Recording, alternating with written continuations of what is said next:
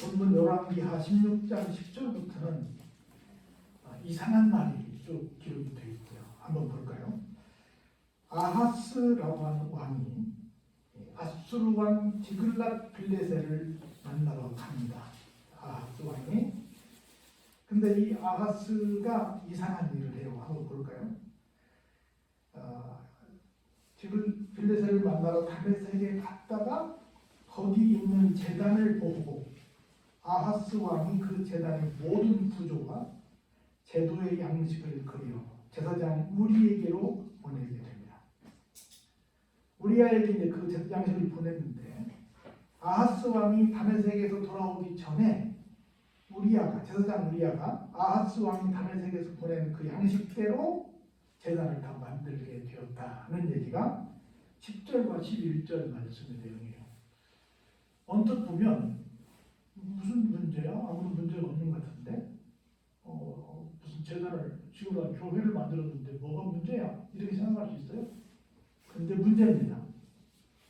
이게 정상적인 우리가 만든 제단 교회가 아니야. 지금 어디라고요? 다메섹이라고 해요. 여러분이 옛날 그 사도 바울이 꼬꾸라진 거 지금 그쪽 이방 나라에 가서 이방 나라에 있는 신전을 보고 그대로 오시오가 여기까지 왔는데 이거 참 신전 멋있게 보이요. 그러니 이 신전 설계도 좀 나한테 좀 주시오. 설계도를 얻은 거예요. 그래가지고 그대로 다른 사람에게 보낸 것도 아니고 누구한테? 제사장한테 보내가지고 이대로 지시오. 그 말은 하나님의 성전을 지시오요 아니면 다메섹 사람들이 섬기는 이 우상을 섬기는 신전을 지라는 거예요. 후자잖아요. 후자를 한 거야.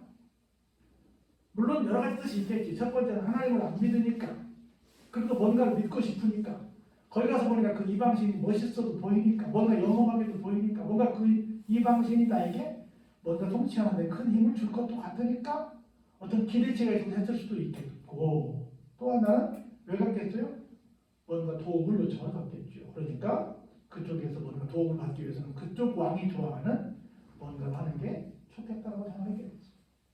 여하튼 이렇든 저렇든 결론적으로 하나님을 믿는 믿음이에요? 아니에요? 아니라는 거예요.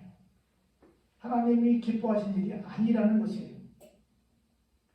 그래서 그대로 또 생각해 보세요. 우리아라고 하는 제사장도 세상에 아무리 왕의 명령이기로서니 제사장인데 명색이 목사님인데 목사님한테 쉽게 말하면 절간을 하나 지시오 아니면 어떤 우상을 섬기는 어떤 신전을 하나 지시오 했는데 아무리 왕의 명령이라고 했기로서니 제사장이 그걸 그대로 한다는 것이 그것도 과잉fun성에서 돌아도 오기 전에 부랴부랴 서둘러서 그걸 완공한다니 이게 목사가 할 짓이냐는 거지. 왕도 할 짓을 한 것이 아니고 제사장도 할 짓을 한 것이 아니라는 거죠. 오늘 작금에 우리가 코로나 전국에서 살면서 과연 왕은 어떻게 하고 있는지 그리고 목사들은 어떻게 하고 있는지를 한번 생각해 볼 필요성이 있다는 거죠. 또 우리가 명절을 새로 가는데 다롱이를 만날 거예요.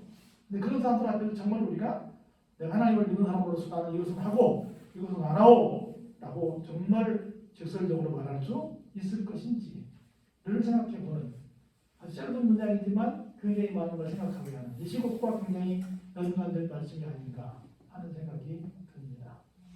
볼까요?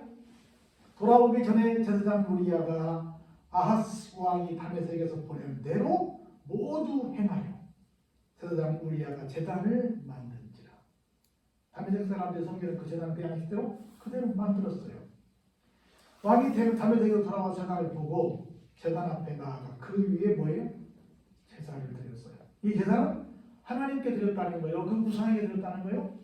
우상에게 드렸다는 겁니다. 그리고 보세요. 자기의 번제물과 소제물을 불사르고 또 전제물을 붓고 순제 짐승의 피를 제단에 뿌리고 또 여호와의 앞 곧 성전 앞에 있던 놋제단을 새 제단과 여호와의 성전 사이에서 옮겨다가 그 제단 북쪽에 그것을 둡니다. 그러니까 그것 만든 것뿐만이 아니라 하나님의 성전에 있는 질서 정연하게 들어올 때부터 시작해서 여러 가지 우리 지난번에 선물 놓는 걸 봤죠? 그걸 그냥 옮겨버리는 하나님의 재단을 자기 마음대로 훼손하는 일까지도 서슴지 않고 있는 모습을 볼 수 있습니다. 자 보세요. 아하스 왕이 제사장 우리아에게 명령하여 이르되 아침 번제물과 저녁 소제물과 왕의 번제물과 그 소제물과 모든 국민의 번제물과 그 소제물과 전제물을 다 이 큰 제단 위에 불사르고 또 번제물의 피와 다른 제물의 피를 다 그 위에 뿌리라. 오직 놋제단은 내가 주께 여쭐 일에만 쓰게 하라 하매 제사장 우리아가 아하스 왕의 모든 명령대로 행하였더라. 이렇게 지금 기록이 되어 있어요. 그러니까 절차를 밟아서 하나님 앞에 제사를 지내야 되는데, 그리고 우리 잘 아는 것처럼 사무엘 선지자가 전쟁통에서 아주 급박한 상황으로 돌아가고 있었는데, 여러분 아시죠? 사울이 빨리 사무엘 선지자의 이 제가를 받고 기도를 받고 출정을 해야 되는데 오지 않으니까 어떻게 했어요? 자기가 하나님 앞에 그냥 제도를 지어뒀다가 날벼락 맞는 일이 있었잖아요. 그것처럼 자기 마음대로 막 성전까지 제단 대전까지 막 좌지우지하고 있는 모습을 볼 수 있습니다.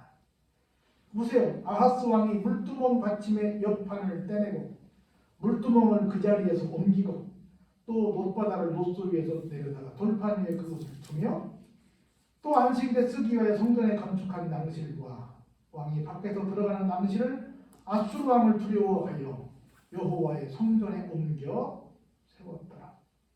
무슨 얘기냐면 물두멍은 물을 담아놓는 쉽게 말하면 큰 한박 같은 그릇이에요. 거기에 제사장이 들어갈 때 먼저 손을 씻고 가거든요. 그리고 낭실은 뭐냐면 안식일마다 제사장들이 가면 이렇게 좀 대기할 때가 좀 있을 거예요. 이 주의 종들이 머무는 곳이. 처음에 제가 얘기했어요. 여기 교회 와가지고 깜짝 놀란 게 교회 와서 보니까 유아실이 없어. 두 번째 담임 목사가 와서 있어도 있을 공간이 없는 거예요. 그래서 야, 그 뭐 완전 처음에 오자마자 이 휘장을 열어봤어요. 뒤에 뭐가 있나 했어. 이렇게 다 위에 물두멍부터 시작해서 쭉쭉쭉 있는데 이런 모든 것들이 다 이걸 다 없애버리는, 옮겨서 하나님의 눈치를 보지 않고 누구의 눈치를 보고 있어요? 저쪽 나라 왕의 눈치를 보면서 구주를 변경해버리고 있는, 성전을 성전답게 하지 못하고 있는 그런 엉터리 모습을 지금 보고 있는 것입니다. 자 보세요. 아하스가 행한 그 남은 사절은 유대왕 역대 지략에 기록되지 아니하였느냐. 아하스가 그의 조상들과 함께 잠에 다윗성의 그 열조와 함께 장사되고 그의 아들 히스기야가 대신하여 왕이 되니라. 그렇게 해서 결국 이렇게 했던 아하스 왕은 그냥 죽어버렸어요. 방년 몇 살이 되냐면 36에 죽었어요. 이렇게 하면 하나님 오래 살려줄 일이 없죠. 그런데 신기한 것은 이렇게 못된 왕인데 그 못된 왕의 아들이 누구예요? 히스기야예요. 근데 구약의 왕들 중에 몇 안 되는 훌륭한 왕 중 한 사람이 또 히스기야야. 근데 좀 부전자들은 안 되고, 하여튼 아버지는 이렇게 좀 못된 짓을 했지만 아들은 또 괜찮은 왕이 또 나오기도 해요. 희한한 상황이 나타나죠. 그런데 이 말씀을 통해서 우리가 보는 것은 아무리 본인이 볼 때 뭔가 저 신은 뭔가 있어 보이기도 해. 이 나라에 내가 뭔가 잘 보여서 이걸 해야 돼. 뭐 이런 마음 인간적으로 들 수 있습니다. 어떻게 하면 내 안에 신앙이 없습니다. 근데 신앙이 있으면 절대로 아무리 있어 보이는 어떻게 뭐 훌륭하게 보이는 그런 그 우상에 우리가 절대로 고개 숙여서는 안 된다는 거야. 절대로. 그래서 정말 끝까지 하나님만을 섬기는, 이제 좀 더 나올 거예요. 하나님만을 섬기는 사람이 되야 되겠다. 그리고 명색이 주의 종이지만 우리 모두도 주의 종이니까 주의 종이 아무리 왕의 명령이지만 들어야 될 명령이 있고 또 거절해야 될 명령이 있는데 그냥 그렇게 했다는 것은 참 대단히 잘못된 것이다. 그리고 성전에 들어가는 그 입구를 그렇게 해달라는 것은 나 그쪽에 별로 들어가고 싶지 않소라고 하는 것을 어필한 거고요. 물두멍을 그렇게 오겠다는 것은 두 번째 낭실을 또 주의 종들이 머무는 곳을 그렇게 했다는 건 주의 종들을 굉장히 홀대했다는 겁니다.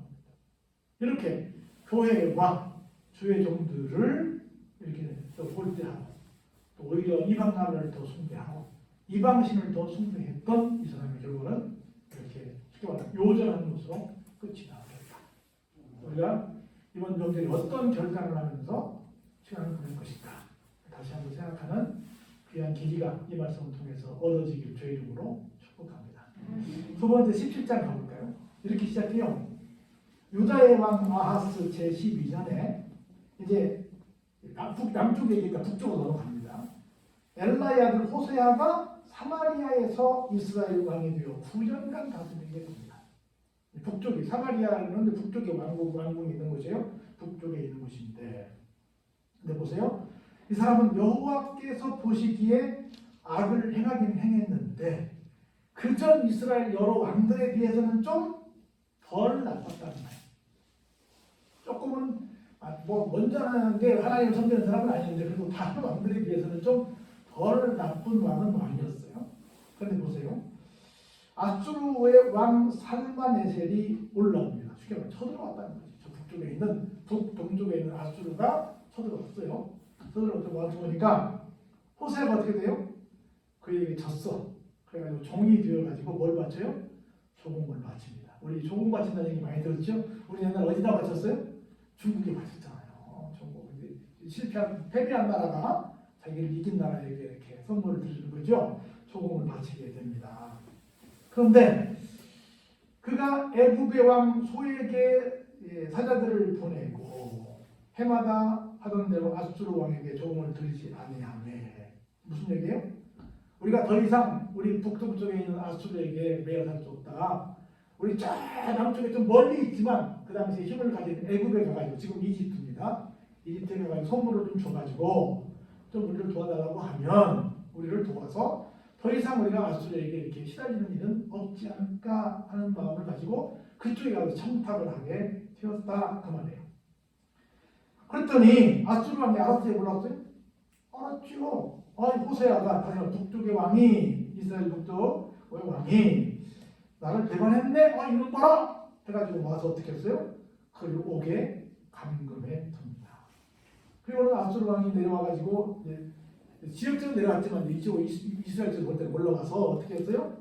온 땅에 돌아다니면서 사마리아에 올라가서 수도까지 올라가서 그곳을 얼마 동안? 3년간 에워싸게 됩니다. 그래서 호세아 제9년에 결국은 아수르 왕이 사마리아를 어떻게 했어요? 점령하고 맙니다. 그리고 이스라엘 사람들을 사로잡아서 아수르로 끌어다가 고산 강가에 있는 힐라와 하볼과 메대 사람의 여러 거울에 두어서 그 사람들을 종으로 부려먹게 되는 불행한 역사가 이어지게 됩니다. 여러분 잘 아시는 것처럼 북쪽의 호세아 왕은 북쪽의 왕들 중에 몇 번째 왕이에요? 19번째인 마지막 왕입니다. 다시 말해서 북쪽이 끝이 나는 거예요. BC 586년에 먼저 망하고 722년에 먼저 망하고 나중에 한 BC 722년에 북쪽이 망하고 나중에 586년에 남쪽이 망하게 되는데 먼저 망해요. 망하고 이제부터 남쪽의 얘기만 나올 거예요. 망해버릴 거니까 이제. 그러면 왜 망했을까? 두 가지입니다. 한 세 가지 정도 돼요. 하나는 뭐냐면 아직 망한 건 아니야. 일단 끌려간 상황에 있어요. 이렇게 감금된 상태에 있어요. 첫 번째는 나라가 어떤 나라에도 패해서 조공을 바치기도 하고 이렇게 우리처럼 나라를 빼앗기기도 하고 이렇게 어렵게 지낼 수 있지요. 그러면 그럴 때 어떻게 해야 돼요? 다른 나라 그보다 더 센 다른 나라를 의지해야 돼요. 하나님을 의지해야 돼요. 하나님을 의지해야지. 하나님 우리가 이렇게 조공도 바치고 우리나라가 고생이 이만저만이 아닙니다. 하나님 이렇게 살 수 없습니다. 하나님 우리를 구해주세요. 우리를 광복시켜주세요. 우리를 해방시켜주세요. 하고 하나님께 기도해야지 강대국민 애굽에 갈 일이 아니라는 거지. 오늘 우리도 지금 세계 열강 속에 휘어싸여 있잖아요. 우리가 지금요. 일본부터 시작해서 중국부터 해서 미국부터 해서 예를 들어서 우리 미국에도 재채기 한번 하면 우리도 독감 걸린다고 하잖아요. 그러니까 굉장히 우리가 열강 속에 쌓여 있는데 그럼 이때 미국에 붙을 것인지 중국에 붙을 것인지 어디에 붙을 것인지가 아니라 누구에게 붙어야 돼요? 하나님께 붙어야죠. 두 번째로 다른 왕들에 비해서는 좀 준수했지만 그래도 이 사람이 옳은 사람은 아니었다. 그래서 우리 라오디게아 교인들이 그랬죠. 뜨거우려면 뜨겁고 차가우려면 차가워라. 적당히 하지 말고 믿으려고 좀 확실하게 믿어라. 이런 교훈을 하나 주고 있고요. 마지막 세 번째는 뭐냐면 잘 안 나왔죠. 나중에 보지만 그러면 그래도 이전 왕들에 비해서는 좀 준수했는데 왜 이렇게 나라가 또 어려워집니까? 왜 아수르에게 종범한 채고 또 이렇게 또 복잡해집니까? 왜냐하면 백성들이 악했다는 거야.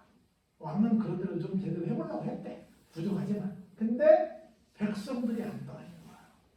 그래가지고 이 호세아 시대에 이대로 이제 결국 북쪽은 끝이 나고 만일 나라가 패망해버리고 말아버리는 거야. 그걸 우리가 지금 역사를 통해서 우리를 좀 다시 살펴보게 되는 건데 이렇게 돌아가는 거야. 그래서 나라가 어떻게 해서 강해지고 어떻게 해서 왕이 그렇게 장수하지 못하고 그렇게 고생길로 가는지를 계속 보고 있는 거예요. 똑같은 얘기 반복하는 거야. 왕들 이름만 바뀌었을 뿐이지 거의 내용은 그냥 흡사해. 그래서 좀 지루할 수도 있긴 한데 근데 우리도 우리 삶을 보자는 거지. 저 사람들 참 지루하게 살았네. 그런데 나는 그러면 안 지루하게 살고 있는 거야. 나는 이 초계적인 왕들에 비해서 다른 삶을 살고 있는 거를 한번 보자는 거예요. 나는 우상과 상관이 없이 사는지 나는 정말 어떤 급박한 상황에서 하나님을 의지하고 사는지를 한번 보자는 거예요. 그래서 다시 한번 이 명절 기간에 내 신앙을 다잡는. 그래서 이번에 보니까 그 사람 진짜 확실한 신앙인이더만. 진짜 하나님만 믿대. 진짜 그 사람이 교회 중심이더만. 교회를 그렇게 사랑하대. 하는 이런 소리를 듣는. 그래서 여러분들 중에 많은 사람들이 예수 믿는 그 귀한 명절 기간 되길 주의 이름으로 축원합니다.